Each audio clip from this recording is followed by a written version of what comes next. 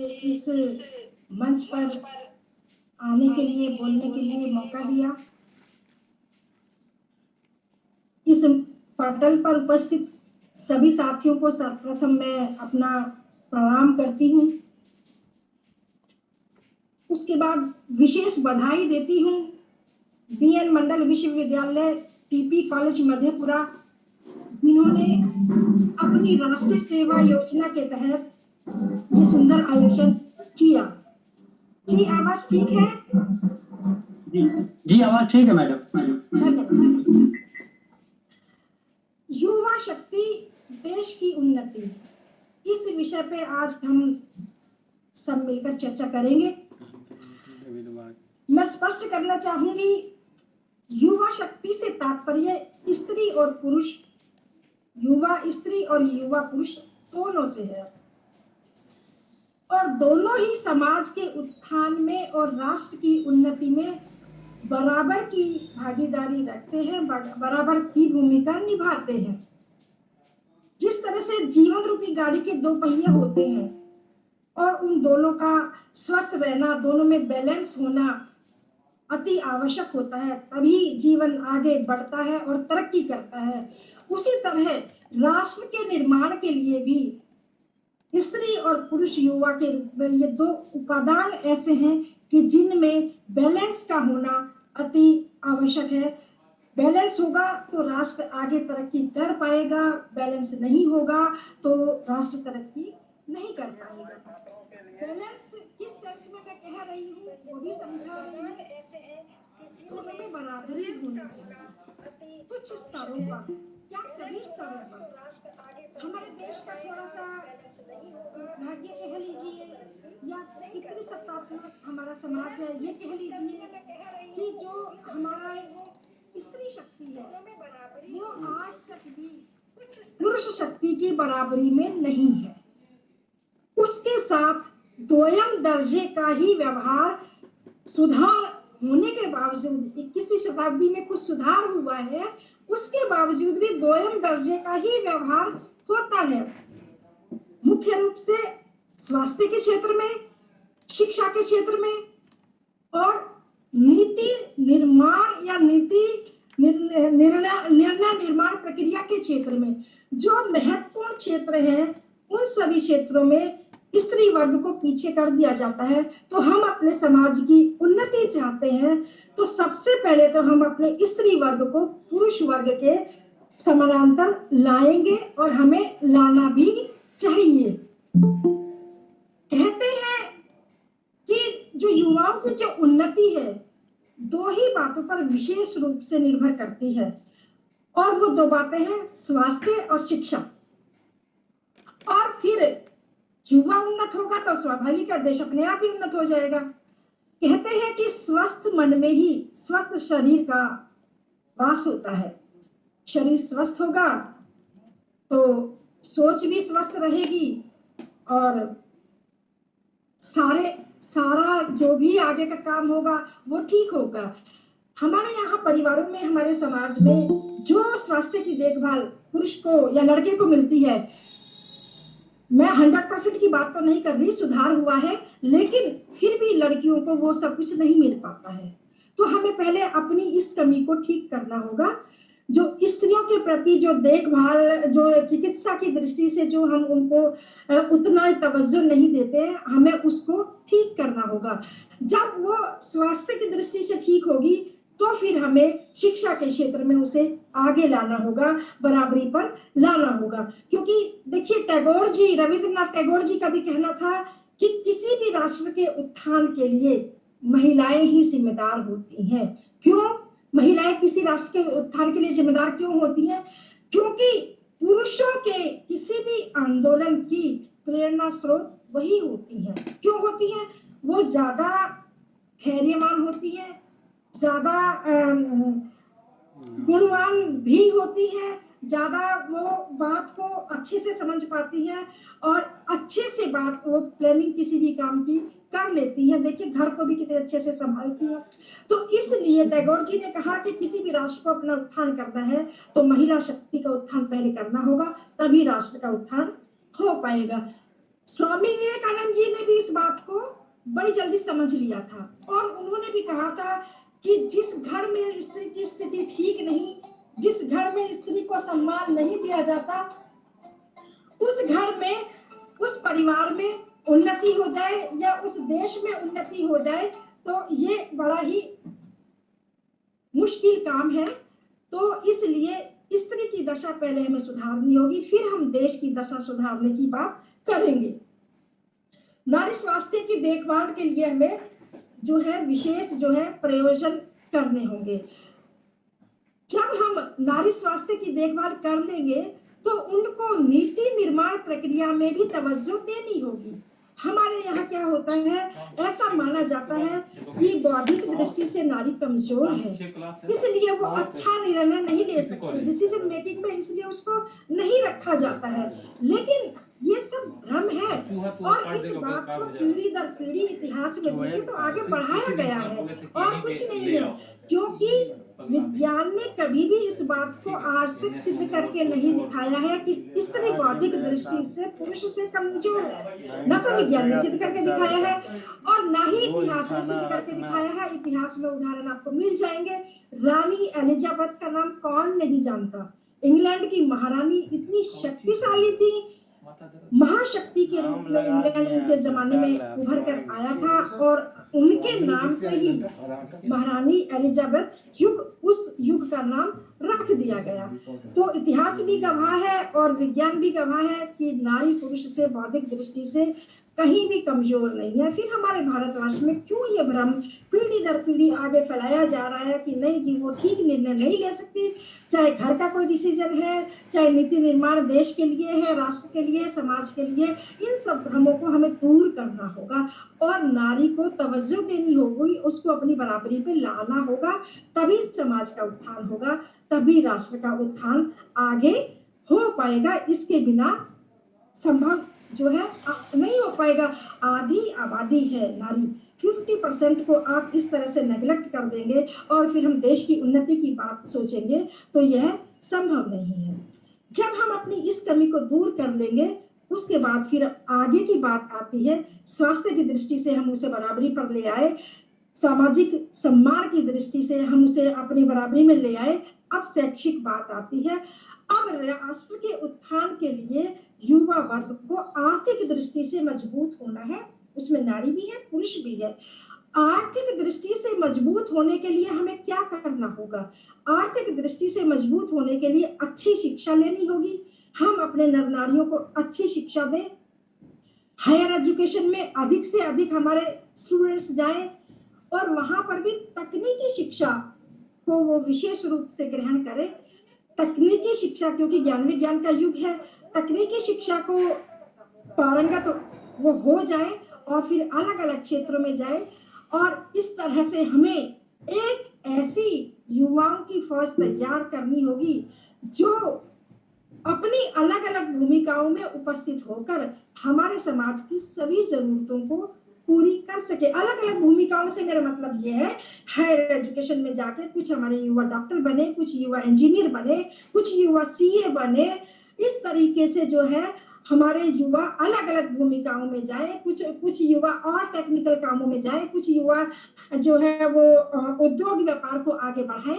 तो इस तरह इसको अलग अलग भूमिका कहते हैं। तो इस तरह से हमारा युवा वर्ग अपनी अलग अलग भूमिकाओं में उपस्थित होकर समाज की जरूरतों को पूरा करे तो समाज का उत्थान कौन रोक पाएगा? कोई नहीं रोक पाएगा। और लेकिन हमें अपना विकास अलग अलग भूमिकाओं में ही करना होगा, क्योंकि समाज की जरूरतें अलग अलग हैं। हमारे समाज में एक प्रचलन है, मेरा बेटा डॉक्टर है, पड़ोसी का बेटा डॉक्टर है तो पूरे मोहल्ले का बेटा डॉक्टर बनना चाहिए, रिश्तेदारों का बेटा डॉक्टर बनना चाहिए। नहीं, हम अपने युवा वर्ग के साथ ऐसा करके अन्याय करते हैं। हम पेरेंट्स हैं, हमें ये सोचना होगा हमारे बच्चे की रुचि किस में है। किसी की रुचि डॉक्टर में है, किसी की रुचि इंजीनियरिंग में, किसी की रुचि बिजनेस में है, किसी की रुचि पेंटिंग में है, किसी की रुचि कृषि करने में है। तो बच्चे की रुचि देखकर उसकी रुचि को बढ़ावा देना होगा, तभी वो अपनी उस भूमिका में पारंगत हो पाएगा। इसीलिए हम फेल हो जाते हैं। हमारे देश में बेरोजगारी इसी वजह से बढ़ी हुई है कि हम भेड़ चाल चलते हैं। भेड़ चाल वर्षों से चली आ रही है कि बस 3-4 प्रोफेशन है, इन्हीं में सारा युवा वर्ग चला जाना चाहिए। अरे सरकारी नौकरियां भी लिमिटेड है, सारा युवा वर्ग वहीं चला जाएगा।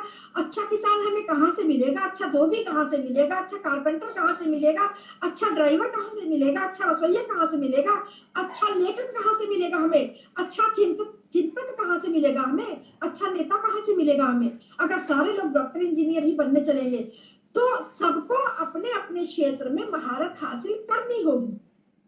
नेता भी अच्छा चाहिए तो नेता को भी अपने क्षेत्र में महारत हासिल करनी होगी। चिंतक, कवि, लेखक भी अच्छे चाहिए तो उनको भी विशेष महारत हासिल करनी होगी, और जिनकी रुचि होगी वो करें, जिनकी रुचि होगी और वो ये महारत हासिल करेंगे तो वो सफल ही रहेंगे। सफल रहेंगे तो जो भी उनका बेस्ट आउटकम है वो देश के लिए, राष्ट्र के लिए वो उसको दे पाएंगे। तो हमें समाज से ये जो भेड़ चाल है कि एक ही क्षेत्र में सारे लोग चले जाए, इसको समाप्त करना होगा। और जो नई शिक्षा नीति आई है, मैं तारीफ करूंगी शिक्षा नीति की, उसमें इस बात को हटा दिया गया है और उसमें कहा गया है कि हमारा छात्र जो है अपनी रुचि के अनुसार अपना क्षेत्र चुने।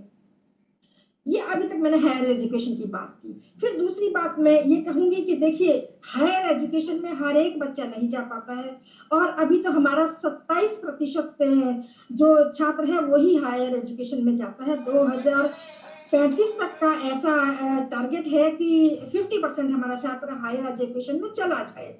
लेकिन 2035 आने में भी समय है। जब तक हायर एजुकेशन में हमारा पूरा छात्र नहीं जाता है, सभी का सभी नहीं तो बाकी लोग जो है वो व्यापार उद्योग के क्षेत्र में जाए। सारे बच्चे ग्रेजुएशन में नहीं दाखिल हो पाते हैं या नहीं दाखिला लेना चाहते हैं, तो इसलिए स्कूल स्तर से ही जो वोकेशनल कोर्सेज हैं उनको तवज्जो देनी चाहिए। हमें अपने पाठ्यक्रमों में वोकेशनल स्टडीज को तवज्जो देकर ही हम जो है उनको स्किल में पारंगत कर देंगे।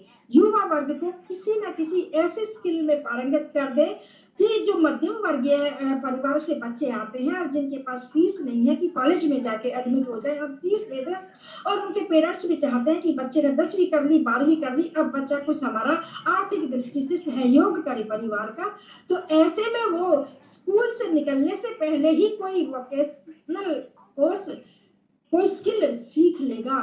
तो वो जैसे ही स्कूल से निकलेगा वो व्हाइट कॉलर जॉब की तलाश में भटक कर बेरोजगारी नहीं बढ़ाएगा, वो अपना जो स्किल सीखी है उसके बिहाफ पे कोई ना कोई छोटा उद्योग धंधा स्थापित कर लेगा।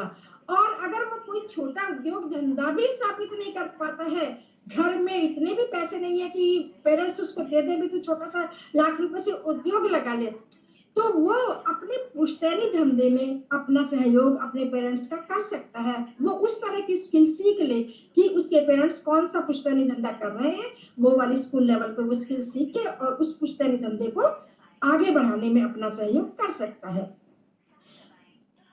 स्कूल लेवल पर ही इस बात को हमें देखना होगा। ग्रेजुएशन लेवल पर भी हमें जो है केवल सैद्धांतिक जो पढ़ाई है वो नहीं पढ़ानी है, वहां भी हमें जो है जो व्यवहारिकता को जो है तवज्जो देनी होगी।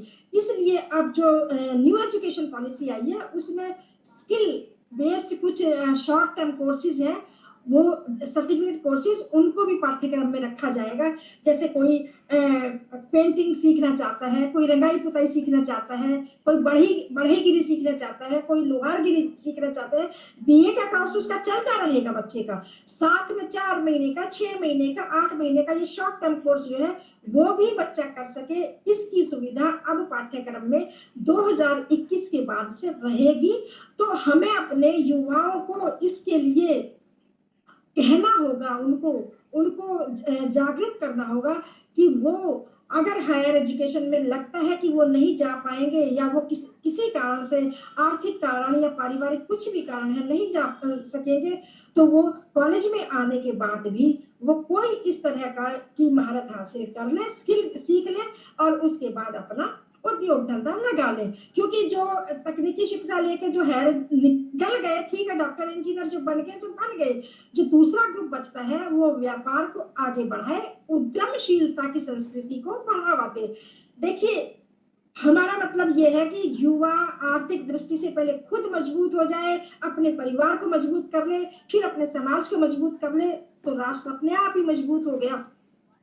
तो ये तरीके हैं कि एक तो ये है कि वो तकनीकी शिक्षा ग्रहण करके और हाई पोस्ट पे जाए। दूसरा ये है कि वो स्किल कौशल का विकास करे, कोई ना कोई स्किल सीखे। और उद्योग, जो मंदी चल रही है 2018-19 से और अब कोरोना काल के बाद भी जो मंदी आई है, देखिए नौकरियां तो बहुत कम हो गई हैं और व्यापार भी डूब गया है और नौकरियां भी खत्म सी हो गई हैं। भारतवर्ष की समस्या नहीं है, पूरे विश्व की समस्या है। तो ऐसे में हम अपनी अर्थव्यवस्था को ऊपर उठाना चाहते हैं, तो एक बहुत अच्छा रास्ता हमारे पास है कि हम जो है अपने युवाओं में उद्यमशीलता की संस्कृति को बढ़ावा दें। वो स्किल सीखें और छोटे छोटे उद्योग धंधे खड़े करें और उन छोटे छोटे उद्योग धंधों से अर्थव्यवस्था को मजबूत करें। छोटे जो उद्योग धंधे हैं ये अर्थव्यवस्था को मजबूत करने में बड़ी तेजी से करते हैं, क्योंकि एक तो ये रोजगार भी मुहैया कराते हैं दूसरे लोगों को, तो इनमें खर्चा उतना नहीं आता है। और फिर इनके ऊपर निर्भर बड़े उद्योग धंधे रहते हैं, क्योंकि इनमें जो माल बनता है आम, वो जो है तो फिर जो है आम आदमी के हाथ में पैसा आता है। जब आम आदमी के हाथ में पैसा आ जाता है, बाजार में मांग बढ़ती है, बाजार में मांग बढ़ती है, तो फिर बड़े उद्योगों को जो है वो काम मिलता है। तो छोटे उद्योग अगर चल निकलेंगे तो बड़े उद्योगों को भी उससे काम मिलेगा। तो हमें ऐसी शिक्षा की परिभाषा को अनुसरण करना है, अपने छात्रों को बताना है कि जिससे कि हमारा छात्र आत्मनिर्भर बने, जिससे कि उसका सर्वांगीण विकास हो, उसका आर्थिक विकास हो, उसका सामाजिक सांस्कृतिक बौद्धिक मानसिक सब प्रकार का विकास है। और ये इस परिभाषा की जिसकी मैं बात कर रही हूँ कि अपने छात्रों को हमें यह परिभाषा सिखानी होगी, ये कोई नई नहीं है। एक जमाना था जब हम विश्व गुरु थे, तब भी हमारी शिक्षा की यही परिभाषा थी और इसी शिक्षा की परिभाषा का अनुसरण करके हम आत्मनिर्भर बने थे। हमारा देश आत्मनिर्भर हुआ था। कोई कॉलेज बड़े नहीं थे, छोटे छोटे जो है मंदिरों में हमारे प्रशिक्षण केंद्र, जिनको हम शिक्षा के केंद्र कह सकते हैं, वो हुआ करते थे। हमारा युवा वहां से प्रशिक्षण लेता था। स्किल एजुकेशन को बढ़ावा उस समय बहुत ज्यादा था, वहां से एजुकेशन लेता था और वहीं पर केंद्र हुआ करते थे। खेती से कच्चा माल आता था और उस पहले वो प्रशिक्षण देता था कि खेती के कच्चे माल से वो क्या क्या उत्पाद कर सकता है। प्रशिक्षण लेने के बाद वहीं से खेती का कच्चा माल आ जाता था, उत्पाद होता था और वो माल और पूरे विश्व भर में फिर हमारा माल जो बनता था, हमारे युवा बनाते थे, वो जाता था और वो माल हमारा बिकता था और उसी के बिहाफ पर हम सोने की चिड़िया बने थे। वो हमारी बदकिस्मती रही थी कि हमारे वो ज्ञान के जो केंद्र थे, जिनसे हम स्किल एजुकेशन अपने युवाओं को, देश के नर नारियों को देते थे, वो मुगलों ने उन मंदिरों को ढा दिया हमारों को। और उसके बाद अंग्रेज आ गए। अंग्रेजों ने जो बचा कुचा था, जो चल रहे थे थोड़े बहुत लघु कुटीर उद्योग धंधे, आप सब जानते हैं, उस विषय को मैं लंबा नहीं करूंगी, अंग्रेजों ने उसको भी समाप्त कर दिया। तो ये परिभाषा हमारी पुरानी नहीं है, लेकिन हमें लौट के वहीं जाना पड़ेगा। अर्थव्यवस्था मजबूत करनी है तो हमें लघु उद्योग धंधों को बहुत ज्यादा तवज्जो देनी होगी, क्योंकि नौकरियां तो वैसे ही 2019 के बाद से खत्म हो गई हैं और कोरोना काल में और ज्यादा। और हमारे देश में तो कुशल कारीगरों की भारी मांग है, बड़ी कमी है। और हमारे बच्चे स्कूल लेवल पर, कॉलेज लेवल पर स्किल सीखेंगे तो कुशल कारीगर बनेंगे, कुशल कामगार बनेंगे, कुशल कामगार बनेंगे तो अर्थव्यवस्था को ना जाने आगे चल के मजबूत करेंगे। और इसके बाद ना जाने की बात नहीं है, ये पक्का है कि मजबूत ही करेंगे। जो लोग इस क्षेत्र में नहीं जाना पाते, एक क्षेत्र रिसर्च का भी बच जाता है, शोध का भी बचता है। जो व्यापार उद्योग के क्षेत्र में नहीं जाना चाहते और हायर एजुकेशन में है, वो युवा शोध पर बल दे, अच्छे शोध पर बल दे। एक उदाहरण देना चाहूंगी, आज भी अमेरिका का जो टोटल रेवेन्यू है, टोटल कमाई है, उसका 60% आज भी केवल उनके शोध के पेटेंट से आता है। जो वो शोध करते हैं और उसको पेटेंट करा लेते हैं, उससे उनकी 60% की इनकम आज भी होती है। एक ज़माना था 70% भी होती थी और एक बीच में फेज़ थी कि 90% भी हुई थी। तो हमें भी शोध को तवज्जो देनी होगी। भारत का शोध रिसर्च अच्छा नहीं है। हमें शोध की क्वालिटी पर हमारे युवा को ध्यान देना होगा कि अच्छी क्वालिटी का शोध करें और उस शोध को पेटेंट कराएं और उस शोध के माध्यम से जो है इस तरह से अपने रेवेन्यू को आगे बढ़ाएं। तो कहने का मतलब ये है कि इन सब के लिए जो शिक्षक वर्ग है और जो शिक्षण संस्थान है, इन शिक्षण संस्थानों का भी रोल बनता है, क्योंकि युवाओं की फौज तो शिक्षण संस्थानों से ही तैयार होती है, चाहे स्कूल है, चाहे कॉलेज है, चाहे विश्वविद्यालय है। तो हमारे शिक्षण संस्थानों को हम सबको मिलकर अपने युवाओं की एक ऐसी फौज तैयार करनी होगी जो सभी दृष्टियों से पारंगत हो। और इसमें शिक्षक की भी महत्वपूर्ण भूमिका होती है, क्योंकि देखो शिक्षक ही पाठ्य पुस्तक होता है छात्र की। लाइब्रेरी में वो बाद में जाता है, पहले शिक्षक ने जो कह दिया छात्र उसी को सुनता है, उसी को मानता है और उसी को महत्व देता है। तो शिक्षक का स्तर अच्छा होगा, शिक्षक ईमानदारी से काम करेगा। मैं भी एक शिक्षक ही हूँ और शिक्षण संस्थान उस तरह की फैसिलिटीज युवा वर्ग को मुहैया कराएंगे तो एक बहुत अच्छी शिक्षित प्रशिक्षित जो है कौशल लिए हुए हायर एजुकेशन से युक्त हमारी फौज तैयार हो जाएगी, जो देश में फैल कर अलग अलग जगह काम करेगी। और इस तरह से हमारा जो है युवा आत्मनिर्भर बन जाएगा। और जब युवा आत्मनिर्भर बनेगा तो देश अपने आप ही आत्मनिर्भर बन जाएगा। एक आज के युवाओं को मैं कहना चाहूंगी, देश में एक और है जो पुश्तैनी धंधा है ना, उसको बड़ी हेय दृष्टि से देखते हैं। और हमारे युवा थोड़ी अंग्रेजी सीख गए हैं ना, तो उनको लगता है जो मेरे पेरेंट्स हैं इनको तो अंग्रेजी नहीं आती। अरे पेरेंट्स से अलग एक वर्ग बना लेते हैं वो, और वो सोचते हैं कि मुझे तो विदेश ही जाना चाहिए, मैंने तो अंग्रेजी सीख लिया, पुश्तैनी धंधा क्या है, तो बेइज्जती का काम है।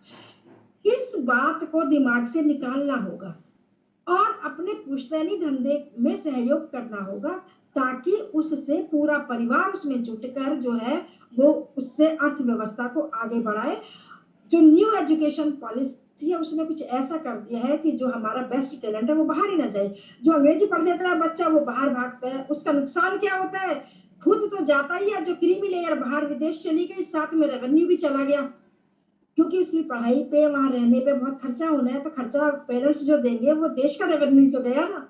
तो उस पर अब जो है नई शिक्षा नीति में रोक लगा दी गई है। रोक इस तरह से लगाई गई है कि जो विदेशी जो कैंपस है वो अब भारत में ही खुल जाएंगे। 100 कैंपस ऐसे भारत में खुलने जा रहे हैं, टॉप मोस्ट यूनिवर्सिटीज के, जिनमें जिस विदेशी शिक्षा के लालच में हमारा छात्र भागता था उसको भागना नहीं पड़ेगा, उसको वो शिक्षा भारत में रहकर ही मिल जाएगी, जिससे कि उसका रेवेन्यू भी बचेगा और वो अपनी जड़ों से भी जुड़ा रहेगा।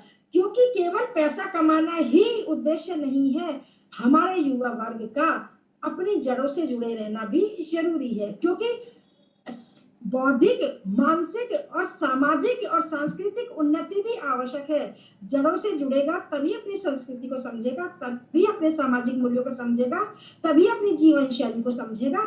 उनको समझाना भी जरूरी है, तभी जो है सारी बातों से मिलकर, केवल अर्थव्यवस्था से ही देश, ठीक है अमेरिका भी तरक्की कर गया है लेकिन क्या हालत है आप सब जानते हैं। तो हमें मानसिक और सांस्कृतिक तरक्की भी चाहिए। तो इसलिए हमें युवा को उस तरह की एजुकेशन देनी होगी कि उसका सांस्कृतिक और मानसिक विकास भी हो। और इसके लिए हमें पाठ्यक्रम में अपनी परंपराओं को, अपने पुराने इतिहास को, जो हमारा गौरवशाली भारत का इतिहास है, अपने रीति रिवाजों को, और जो हमारे आदर्श जो पाठ्यक्रम की पुस्तकें हैं उन सबको पाठ्यक्रम में रखना होगा। तो उसमें रखेंगे और उनको बताएंगे, उनका महत्व बताएंगे, तभी युवा थोड़ा सा कुछ समझेगा, अपनी भाषा से प्यार करेगा, अंग्रेजी से मोह छोड़ेगा, पुश्तैनी धंधे से प्यार करेगा और छोटे उद्योग को वो छोटा काम नहीं समझेगा और इस तरह से फिर देश का प्रत्येक युवा कुछ ना कुछ कमाई करेगा। जब हर व्यक्ति देश का नर नारी कुछ ना कुछ कमाई कर रहा है, कहाँ गरीबी बचेगी। एक और बात है, खेती का जो हमारा जो क्षेत्र है उसको हम ऐसे ही छोड़ देते हैं। हम अगर इतिहास में थोड़ी नजर डालें, कृषि प्रधान हमारा देश रहा, खेती से हमारी हम विश्व गुरु बने और सोने की चिड़िया बने, और इस खेती के काम में 70% महिलाएं ही काम करती थी। खेती के काम में आता है मछली पालन है, पशुपालन है, और ये डेयरी का, फार्मिंग का, ये सारा काम जो है, ये सब पोल्ट्री का है, ये सब खेती के काम में माना जाता है। इस काम में महिलाएं ज्यादा माहिर है, तो हमारी महिला युवा शक्ति इस काम में पहले लगती थी, तो अब क्यों नहीं लग सकती, अब भी लग सकती है, बशर्ते उसको कुछ सुविधाएं दे दी जाए। खेती के लिए उसको सिंचाई की व्यवस्था दे दी जाए, उसको ऋण की सुविधाएं सरकार की तरफ से अच्छी दिलवा दी जाए, उसको खेती करने के तरीकों की स्किल की एजुकेशन दिलवा दी जाए। एजुकेशन का ज्ञान के लिए एजुकेट होना भी बहुत जरूरी है। तो वो युवा शक्ति, नारी शक्ति हमारी जो आगे ज्यादा नहीं पढ़ पा रही है, वो इन कामों में बहुत अच्छी जो है वो अर्निंग कर सकती है, परिवार को आगे बढ़ा सकती है। बूंद बूंद से घर बढ़ता है, एक एक परिवार की अर्थव्यवस्था मजबूत होगी तो राष्ट्र कह लीजिए, देश कह लीजिए, समाज कह लीजिए, सबकी जो अर्थव्यवस्था है वो मजबूत हो जाएगी। तो इन सब के लिए हमें क्या करना होगा, इन सब के लिए हमें समग्र शिक्षा जो हमारी हुआ करती थी, समग्र शिक्षा का फार्मूला फिर से हमें अपनाना होगा। समग्र शिक्षा बाणभट्ट की कादम्बरी, बाणभट्ट की कादम्बरी जो मेरे साथी जुड़े हुए हैं, छात्रों ने नहीं, शिक्षकों ने जरूर पढ़ी होगी।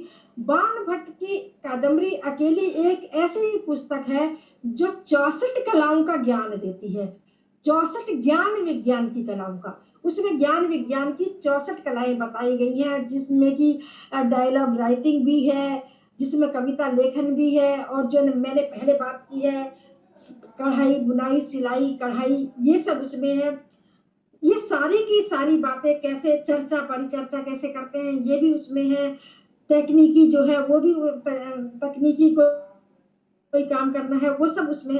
64 एक किताब को पढ़कर छात्र उस जमाने में 64 ज्ञान विज्ञान की कलाओं का ज्ञान हासिल कर लेता था।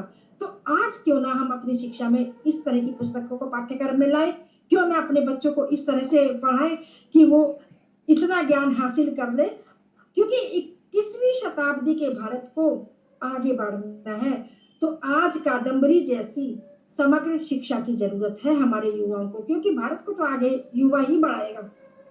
युवा अपनी अपनी रुचि के अनुसार 64 है 70 है स्किल में पारंगत हो जाए और अपने अपने परिवार को ले जाए अर्थ की दृष्टि से ऊंचाइयों पर। केवल सरकारी नौकरी के लिए ना ढूंढता फिरे कि सरकारी नौकरी मिलेगी तो ठीक है, नहीं तो मतलब बेरोजगार ही रहूंगा। वो अपने पेरेंट्स के ऊपर बोझ ना बने, बल्कि स्कूल के स्तर से ही पेरेंट्स का सहयोग करना शुरू कर दे। देखिए, फ्लिपकार्ट है, अमेजॉन है, और ये इतने सारे जो ये है, ये युवाओं ने तो खड़े कर रखे हैं, और कितने युवाओं को नौकरी दे रखी है इन्होंने। इस तरह के जो ये छोटे उद्योग हैं जो ऑनलाइन चलते हैं, ये युवाओं के ही खड़े किए हैं, और अपने जैसे पता नहीं लाखों युवाओं को उन्होंने नौकरी भी दे रखी है उसमें।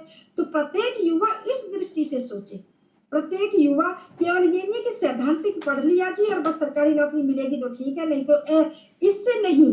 तो मैं युवाओं को कहना चाहूंगी कि मेरे देश के युवाओं, उठो, जागो और चलो, रुको मत, और तब तक मत रुको जब तक आप लक्ष्य को प्राप्त ना कर लो। और आपका लक्ष्य क्या है? आपका लक्ष्य है देश की उन्नति। और देश की उन्नति आप कैसे करोगे? पहले आप अपनी स्वयं की उन्नति करोगे, और स्वयं की उन्नति में ऐसा नहीं है केवल घर के लड़के उन्नति कर गए तो घर उन्नति कर गया, नहीं। घर की लड़कियां भी जब तक बराबर की उन्नति नहीं करेंगे तब तक कोई परिवार उतनी उन्नति नहीं। अरे शादी भी हो गई तो अगले परिवार को भी तो उन्नत बनाएगी लड़की।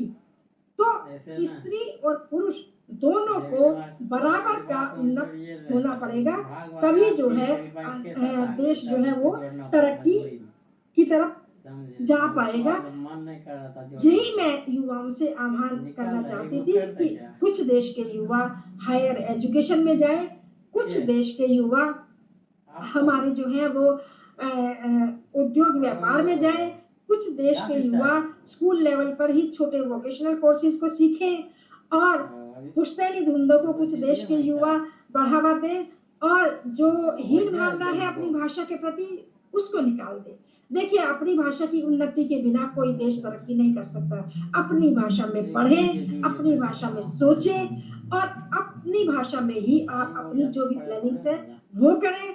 और घर में भाई बहन होते हैं, परिवार में स्त्री पुरुष है, ये भी दिमाग से निकाल दें कि नारी निम्न है और हम उच्च हैं। बौद्धिक दृष्टि से दोनों बराबर हैं, मिलकर काम करेंगे तभी देश तरक्की करेगा और ग्लोबल सिटीजन भी बने, बाहर जाए।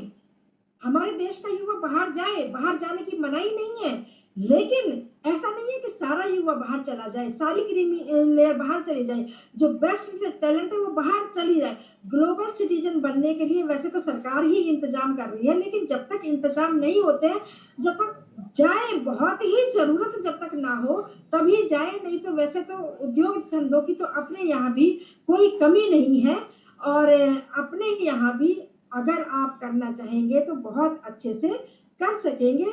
तो मेरे ख्याल से समय भी हो गया है।